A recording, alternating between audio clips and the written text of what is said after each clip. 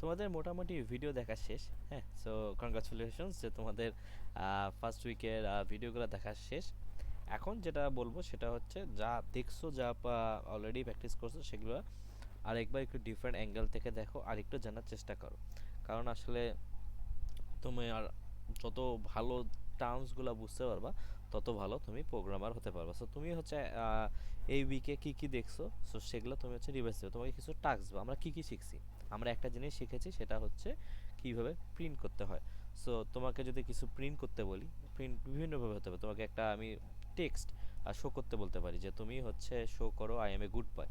এটা তুমি হচ্ছে কিভাবে শো করবা, এটা তোমাকে দেখাতে হবে। সো তোমাকে প্রিন্ট ফাংশন ইউজ করাটা জানতে হবে। আবার ধরো তুমি একটা ভেরিয়েবলের মধ্যে কোনো ভ্যালু রাখলা, তারপর সেই ভেরিয়েবলটাকে প্রিন্ট করতে পারতেছো কিনা, সো এগুলো জানলে মোটামুটি তুমি প্রিন্টের কাজটা জানলা। তারপর আমরা দেখছি হচ্ছে ভেরিয়েবলস। হ্যাঁ, সো তুমি ভেরিয়েবলস জানো।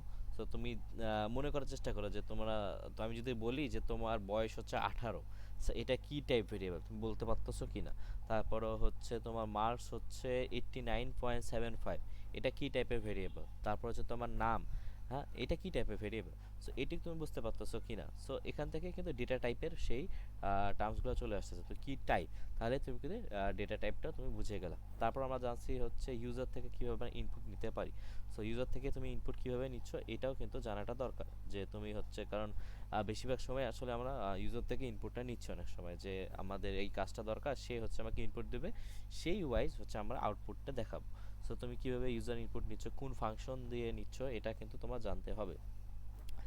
তারপরে হচ্ছে আমরা জানছি হচ্ছে স্ট্রিং। স্ট্রিং তো অনেক ইম্পর্টেন্ট। সো তুমি স্ট্রিং এর হচ্ছে স্পেশালি হচ্ছে আমরা যে ফরম্যাট স্ট্রিং জেনেছি, ওটা তুমি কি ঠিকমতো প্রিন্ট করতে পারতেছো কিনা, তোমাদের একটা টাস্ক দিয়েছিলাম, ওটা তোমরা করতে পারতেছো কিনা। সো ওইভাবে তোমরা জাস্ট ক্লিয়ার হয়ে যাও কনসেপ্টগুলো। তারপর ইন্ডেক্সের বিষয়গুলো স্ট্রিং এর, তারপরে হচ্ছে স্ট্রিং এর ইনস এন্ড আউট যা যা আছে সেগুলো তোমরা দেখে নাও। আরেকটা যেটা বলবো, এটা হচ্ছে শুধু এই উইকের জন্য না, তোমার যতগুলো উইক আছে সবগুলোর জন্য, সেটা হচ্ছে তোমরা যেটাই দিই না কেন সেই রিলেটেড প্রবলেম সলভ করো। এই উইকে হয়তো তেমন কোনো কঠিন প্রবলেম নেই, কিন্তু তোমাকে পরের উইক থেকে একটু একটু তোমাকে কিন্তু বেশি করে প্রবলেম তুমি খুঁজে পাবে ইন্টারনেটে। সো সেগুলো তুমি কিন্তু দেখবা। আর এই উইকের টাস্কগুলো হচ্ছে বলবো, তুমি কিন্তু অনেক তুমি যদি লিখে সার্চ দাও যে পাইথন লিখে তুমি যদি সার্চ দাও, তাহলে কিন্তু এখানে অনেক অনেক রিসোর্স পাবো। python.org। হ্যাঁ, সো তুমি হচ্ছে পাইথন প্রোগ্রাম, পাইথন টিউটোরিয়ালস, হ্যাঁ এখানে W3 স্কুলসে যেতে পারো।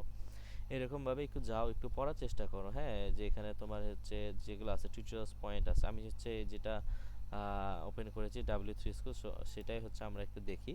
সো এখানে হচ্ছে তুমি পড়ার চেষ্টা করো, Python is a popular programming language. সেইভাবে যা যা এক্সাম্পল দেওয়া আছে, তুমি কিন্তু এটা জানো।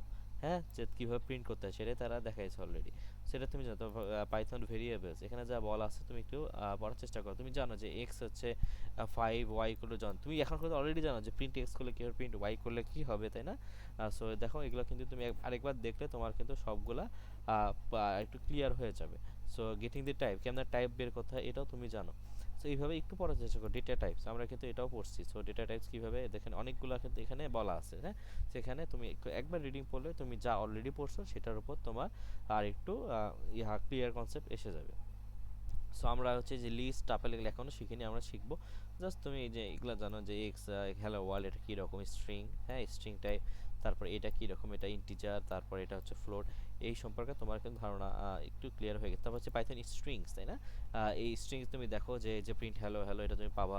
তারপরে যে এই কাজটাও তুমি করতে পারবা, মাল্টি লাইন স্ট্রিং। হ্যাঁ, সো এইভাবে তুমি কীভাবে এইগুলো কাজ করতে পারতেছো একটু দেখো, এগুলো কিন্তু অনেক আমাদের হেল্পফুল। সো এগুলো কিন্তু কাজে দেয়। যে তুমি কিন্তু এটা বলতে পারো যে এটা প্রিন্ট হয়, তাহলে কি আচ্ছা ট্রাই ইট ইয়োরসেলফে তুমি গেলা, তুমি কিন্তু জানো যে এটা তুমি যদি শো করতে চাও 1, তার মানে কি এইচ ই, এখানে কিন্তু ই প্রিন্ট হবে, এখানে কিন্তু এইচ আবার প্রিন্ট হবে না। যদি আমি এখানে 0 দিতাম তাহলে কিন্তু এইচ প্রিন্ট হতো, এখন প্রিন্ট হবে কি ই প্রিন্ট হবে। সো এখানে কিন্তু ট্রাই ইওর ওন রিডার, দেখো এখানে ই প্রিন্ট হয়েছে। তুমি যেখানে কিন্তু চেঞ্জও করতে পারবা। সো তুমি যদি এখানে 0 দাও, তারপর এখানে রান দাও, তাহলে কিন্তু তারা দেখাবে এখানে এইচ। সো এখানে কিন্তু তুমি দেখতে পারবা। সো ইয়েস, এইচ আসছে। সো ঠিকমতো কাজ করতেছে। সো এইরকম তুমি কিন্তু দেখবা হ্যাঁ, সো এরকম কিন্তু তুমি কাজগুলো একটু দেখবা। তারপর হচ্ছে যে এইখানে তুমি দেখবা সব তো দেখানো হয়নি, সো তুমি নিজেরা একটু দেখে নিবা, তাহলে কিন্তু তোমার এইগুলা কনসেপ্টগুলো আরো ক্লিয়ার হয়ে যাবে যে এইটা কিভাবে করছে। দেখো A equal to hello, B equal to world, তুমি যদি সিম্পল ভাবে এ প্লাস বি করে দাও তাহলে কিন্তু হ্যালো ওয়ার্ল্ড এটা লেগে যাবে। ট্রাই টু ইয়োরসেলফে যাও, তাহলে তুমি দেখতে পাবে হ্যালো ওয়ার্ল্ড। এভাবে তুমি যে কোনো কিছু দেবে। আমি যে আমার নামটা দিই সাবিক, হ্যাঁ সাবিক স্পেস দিলাম যাতে সাবিক সাইডে গ্যাপ থাকে, তারপর এ হচ্ছে ওয়াইড, তারপর আমি যদি এটা রান দিই তাহলে দেখতে পাবো সাবিক সাইড আমি দেখতে পারবো। সো এইভাবে কিন্তু তুমি দুইটা স্ট্রিংকে কীভাবে জোড়া লাগাতে পারো সেটা দেখলা।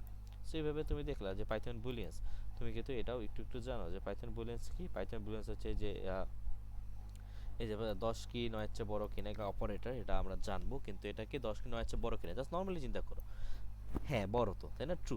তো এইরকম ভাবে জাস্ট বুলিয়ান্স কি ট্রু ফলস এরকম ভ্যালু হতে হবে, যে দেখো ট্রু আর false, Boolean represent one of two values true আর ফলস। তো এইভাবে তুমি হচ্ছে জাস্ট এগুলো পড়ো, তাহলে তোমার আরেকটু রিভাইসও হয়ে যাবে। আর অ্যাজ এ প্রোগ্রামার তোমার কিন্তু এগুলো পড়তে ভালোই লাগবে তাই না, কারণ এইভাবে পড়ার অভ্যাসটা করলেও তোমার হচ্ছে যখন তুমি ফ্রেমওয়ার্ক নিয়ে কাজ করবে তখন কিন্তু ডকুমেন্টেশন পড়তে পারার অ্যাবিলিটিটা অনেক ইম্পর্টেন্ট স্কিল হয়ে দাঁড়াবে। সো এইটু এরকম তুমি পড়তে পারো, তোমার ডাব্লিউ3 স্কুলস আছে, টিচার্স পয়েন্ট আছে, সেখান থেকে তুমি জাস্ট দেখো যে তারা কি বলছে, তাহলে তোমার কনসেপ্টটা আর একটু ক্লিয়ার হয়ে যাবে। সো এই ভিডিওতে এতটুকুই।